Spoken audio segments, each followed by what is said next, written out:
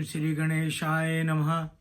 बोल भगवान बद्री विशाल की जय। भक्तजनों, आप जानते हैं आजकल सोशल मीडिया का जमाना है। जब भी हम सुबह उठते हैं, फेसबुक खोलते हैं, यूट्यूब खोलते हैं, तो अनेकों संत कथा प्रवचन सुनाते हुए दिखाई देते हैं।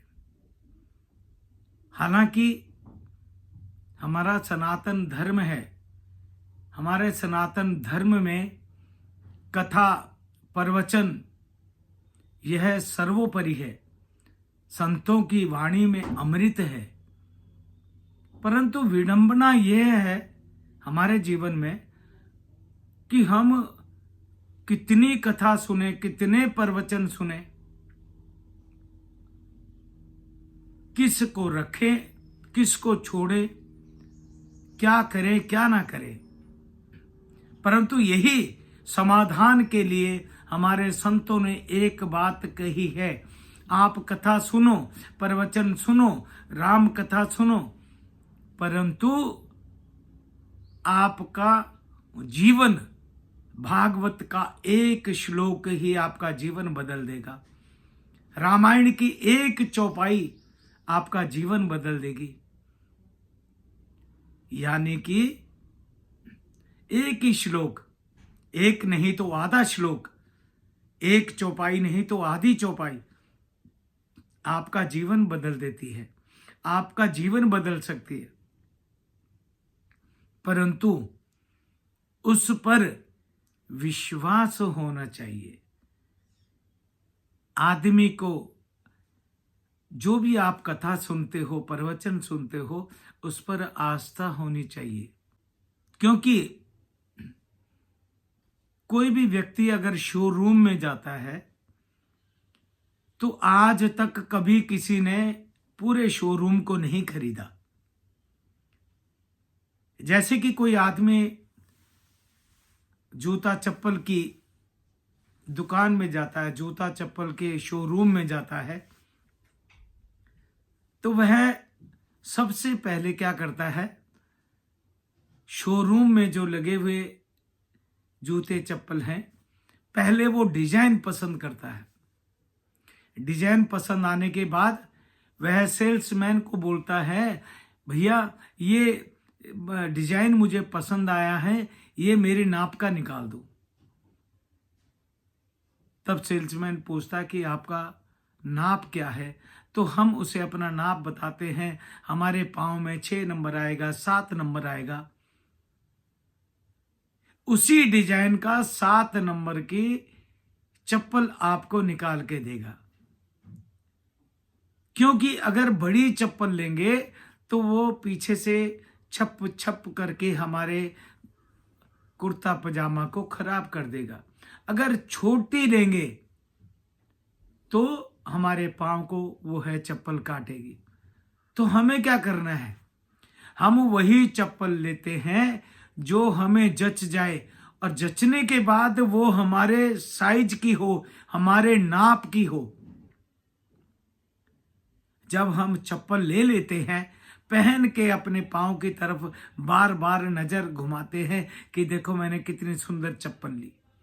कहने का मतलब ये है कि हमने पूरे शोरूम को नहीं खरीदा, हम उस शोरूम में जाते हैं, हम वही सामान खरीदते हैं जो हमें जच जाए, जो हमें पसंद आ जाए, और पसंद आने के बाद जो हमारे नाप की हो, हमारे साइज की हो।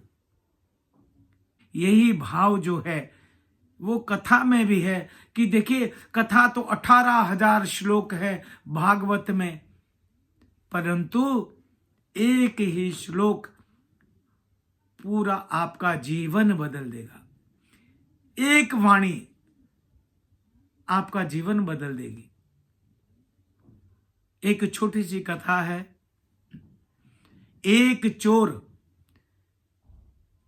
उसके पिता की मृत्यु होने वाली थी।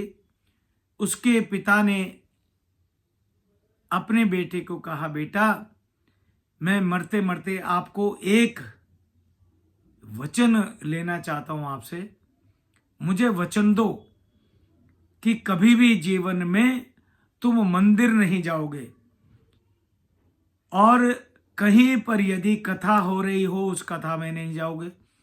अगर कभी आपको कथा के आगे से भी गुजरना पड़ जाए तो उस कथा को कभी ग्रहण मत करो, उस कथा को मत सुनो।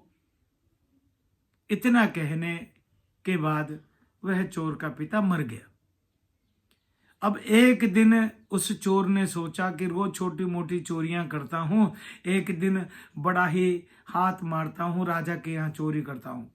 राजा के यहाँ चोरी की, पीछे सैनिक लग गए। वह चोर भागता हुआ जा रहा था। अचानक उसने क्या देखा कि आगे एक पंडाल लगा हुआ है, उस पंडाल में कथा चल रही है। अब कथा चल रही है तो उसके पिता के वचन याद आ गए कि मरते समय मेरे पिता ने कहा था कि जहां कथा हो रही हो वहां नहीं जाना, जाना तो बहुत दूर की बात है, जहां कथा हो रही हो उसके आगे से भी मत निकलना। उस चोर ने सोचा कि अगर रुकता हूं, पीछे जाता हूं तो सैनिक मुझे पकड़ लेंगे, आगे जाता हूं तो पिताजी को वचन दे रखा है। उसने क्या किया, अपने कथा ही तो नहीं सुनने, उसने दोनों उंगलियां अपने कान में लगा ली कि मैं कथा को नहीं सुनूंगा। अब जैसे ही उसने कान में उंगलियां लगाई और जहां कथा हो रही थी दूसरी तरफ मुख करके जाने लगा। तो जैसे ही वो गया उसके पैर में कांटा चुभ गया। अब कांटा चुभ गया, बड़ा परेशान, पिताजी को याद किया, पिताजी को कहा क्षमा करना, मेरे पांव में कांटा चुभ गया है, मैं इसको कांटे को निकाल लूं, जरा 1 मिनट के लिए क्षमा।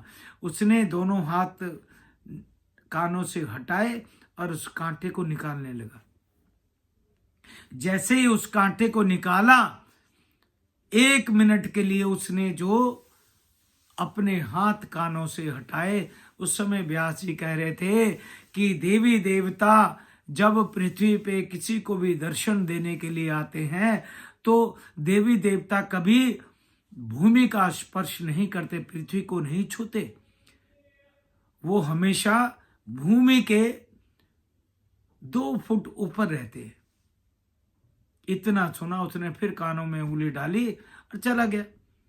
राजा ने कहा कि उस चोर को पकड़ना जरूरी है, नहीं तो हमारी तो बहुत बदनामी हो जाएगी कि राजा के घर में चोरी हो गई। मंत्री ने कहा महाराज जी, यदि आप आज्ञा दें तो मैं उस चोर को पकड़ सकता हूं। कहते कैसे? कि चोरों की इष्ट देवी है महाकाली। चोर कभी भी जाते हैं चोरी करने के लिए तो काली का पूजन करके जाते हैं, काली को प्रणाम करके जाते हैं, और जब वो आते हैं चोरी करके तो चोरी का सामान कुछ ना कुछ मां भगवती को भेंट स्वरूप अर्पण करते हैं।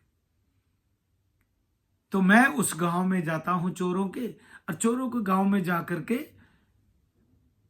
मैं वहां पर काली का रूप धारण कर लूंगा। मंत्री गया, उस गांव के बाहर एक बड़ी सुंदर सी जगह पे उसने काली का रूप धारण किया। वहां से गांव के 2 लोग गुजरे तो उन्होंने देखा यहां पर तो महाकाली है। महाकाली को प्रणाम किया तो महाकाली बोली, मैं आप सभी से नाराज हूं क्योंकि आप मुझे प्रणाम करके जाते हो, चोरी करते हो, डाका डालते हो, परंतु जो चोरी किया हुआ सामान आप उसमें से कुछ चढ़ावा मुझे नहीं चढ़ाते। यह बात पूरे गांव में फैल गई। सभी चोर मां को चढ़ाने के लिए कि मां भगवती आई है, महाकाली आई है, तो मां को चढ़ाने के लिए थोड़ा थोड़ा सामान लेकर के खड़े हो गए। अब महाकाली को चढ़ाने के लिए सब गांव वाले आ गए तो लाइन लग गई। उस लाइन में वो राजा का चोर भी था। राजा का चोर था, वो अपने नंबर आने का इंतजार कर रहा था कि जब मेरा नंबर आएगा मैं महाकाली को यह सामान चढ़ा दूंगा। अब राजा का सामान था हाथ में उसके। अचानक उसकी नजर महाकाली का जो पात्र था उस पे नजर पड़ी, तो उसने देखा कि वो जमीन पे खड़ा था। उसको तुरंत बात याद आ गई कि महाराज जी ने कथा में सुना है मैंने कि जब देवी देवता किसी को दर्शन देने के लिए आते हैं तो देवी देवता कभी पृथ्वी को नहीं छूते, वो पृथ्वी पर नहीं खड़े होते, पृथ्वी से 2 फुट ऊपर रहते हैं। यह याद करते ही वह चिल्लाया, ये महाकाली का स्वरूप नहीं है, ये तो बहरूपिया है। क्योंकि मैंने सुना है, कथावाचक ने कहा था कि जब भी देवी देवता किसी को दर्शन देने के लिए आते हैं वो पृथ्वी का स्पर्श नहीं करते, ये बहरूपिया है। जब उसने ऐसा सुना, मंत्री ने जो काली बना हुआ था वो भागा। अब वो भागा तो गांव वाले सारे उसके चरणों में झुके, कहते यार तूने आज बचा दिया, हम आज फंस गए थे। वह चोर अंदर ही अंदर सोचने लगा कि मैंने 1 मिनट कथा सुनी, अगर यदि आज मैं पकड़ा जाता तो मेरे को मृत्यु दंड मिलता या पूरे आजीवन कारावास हो जाता मुझे, परंतु आज उसे 1 मिनट की कथा ने, 1 घड़ी की कथा ने मुझे बचा लिया। अगर मैं उस दिन कथा ना सुनता तो आज मैं फंस गया था, मैं मर गया था। जब 1 मिनट की कथा से मेरा जीवन बदल गया, मुझे मृत्यु दंड नहीं मिला। 1 मिनट की कथा से मैं बच गया, मुझे जीवन दान मिला। यदि अगर मैं सारा जीवन इसी कथा में समर्पित कर दूं और भगवान के चरणों में शरणागत हो जाऊं तो मेरा जीवन धन्य हो जाएगा, मेरा जीवन धन्य हो जाएगा। इसीलिए भक्तों, कथा प्रवचन सुनो, सभी संतों का आदर करो, सभी सनातनियों का आदर करो, कथावाचकों को नमन करो, उनकी कथा सुनो, परंतु उस कथा में से जो आपको जच जाए, जो आपके हृदय में विराजमान हो जाए, वह अपने हृदय में विराजमान करो।